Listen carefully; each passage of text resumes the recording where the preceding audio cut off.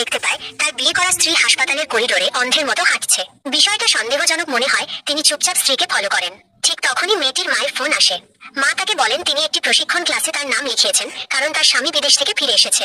তিনি চান মেয়ে যেন দ্রুত স্বামীর মন জয় করে নেয় এবং যত তাড়াতাড়ি সম্ভব যেন তারা সন্তান নেয়। কিন্তু মেয়েটি মায়ের কথাকে মোটেও গুরুত্ব দেয় না, আর তাই সে মায়ের কথা ঘোরানোর জন্য হঠাৎ স্বামীর নাম ধরে ডাকতে শুরু করে এবং বলে, আমার খুব তৃষ্ণা পেয়েছে, আপনি কি আমাকে এক গ্লাস পানি দেবেন?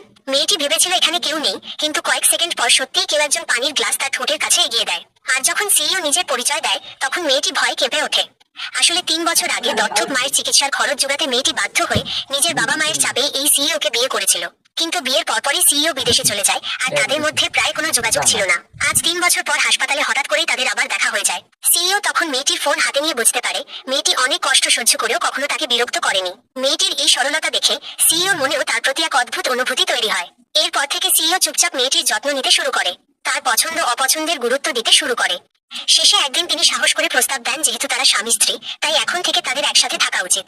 তখন মেয়েটিও অনেক ভেবে রাজি হয়ে যায় এবং পরদিন সে ব্যাগপত্র নিয়ে সিইওর বাড়িতে চলে আসে।